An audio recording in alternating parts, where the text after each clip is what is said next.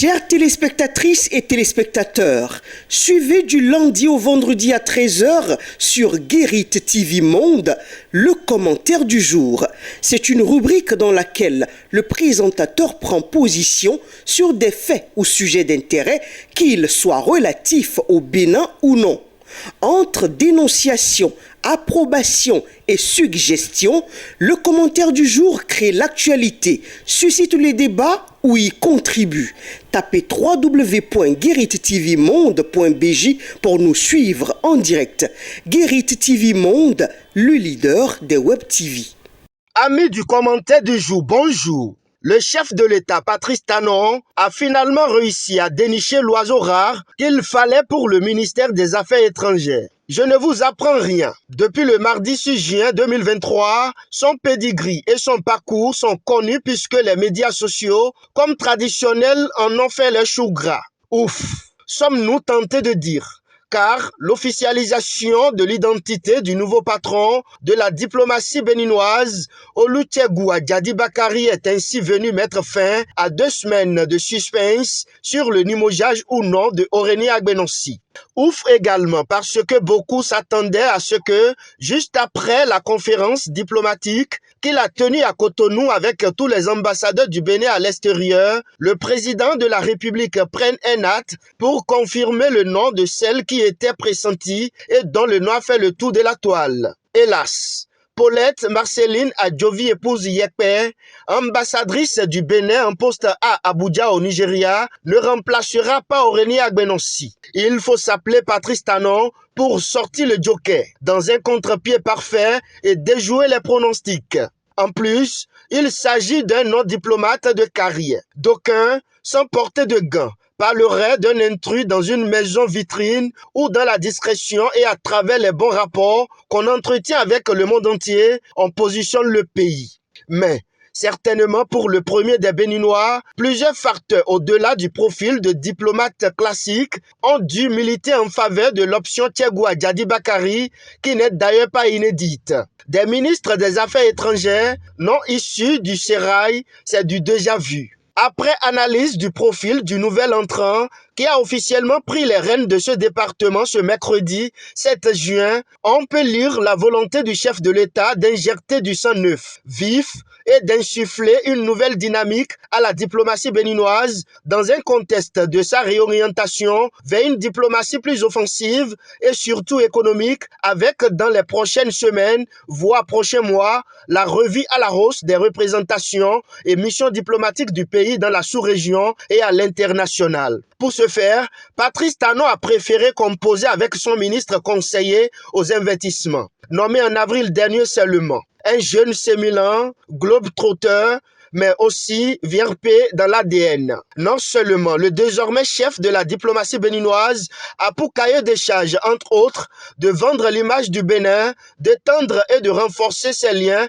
avec d'autres États, mais également, il aura à démarcher de nouveaux partenaires. Ça, notre Olusegun national entrepreneur savait déjà le faire dans le privé. En effet, à Pointe-Noire, au Congo-Brazzaville, de parents béninois, il a suivi une partie de sa formation académique en France où il obtient un master en mathématiques appliquées aux sciences sociales à l'université de Lille. Il entame, après un master en finance, une carrière dans le secteur bancaire en travaillant à la direction financière et de la stratégie du groupe Société Générale avec la charge de la supervision des activités de banque d'investissement.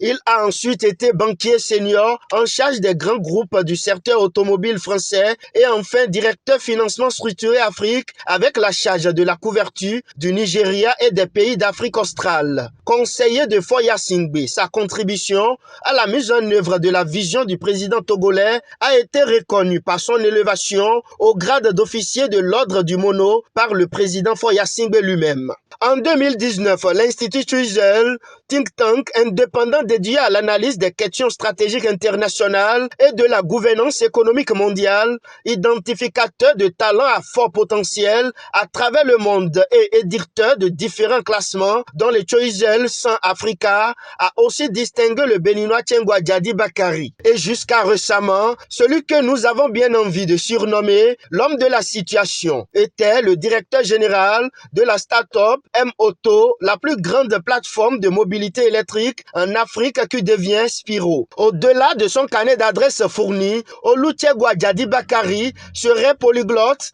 et l'artout qui aurait certainement se dit Patrice Talon qui, par son pouvoir discrétionnaire, l'a nommé, c'est la proximité du nouveau ministre des Affaires étrangères avec le géant de l'Est du Bénin, c'est-à-dire le Nigeria, un gros marché. Première puissance économique en Afrique avec ses plus de 200 millions de consommateurs. Culturellement, Oluchegwa Djadi Bakari respire Nigeria et à travers des tribunes et communications, il a développé des théories sur comment arrimer le Bénin au Nigeria avec à la clé de belles et fortes mesures que le Bénin doit prendre pour être pour le Nigeria ce que Hong Kong est pour la Chine. À tout cela, selon certains témoignages, Chegwa Bakari entretient des liens étroits avec l'opérateur économique le plus en vue du continent, Aliko Dangote, et avec Bola Tinubu fraîchement investi à la tête du Nigeria. Le président Talon cherchait-il mieux dans sa quête de normaliser les relations avec ce pays voisin?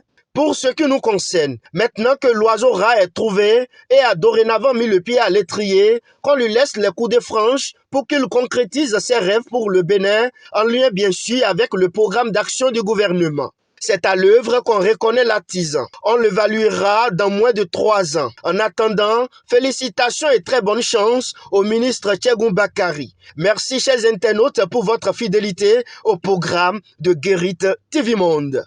Chères téléspectatrices et téléspectateurs, suivez du lundi au vendredi à 13h sur Guérit TV Monde le commentaire du jour. C'est une rubrique dans laquelle le présentateur prend position sur des faits ou sujets d'intérêt, qu'ils soient relatifs au Bénin ou non. Entre dénonciation, approbation et suggestion, le commentaire du jour crée l'actualité, suscite les débats ou y contribue. Tapez www.gueritvmonde.bj pour nous suivre en direct. Guérit TV Monde, le leader des Web TV.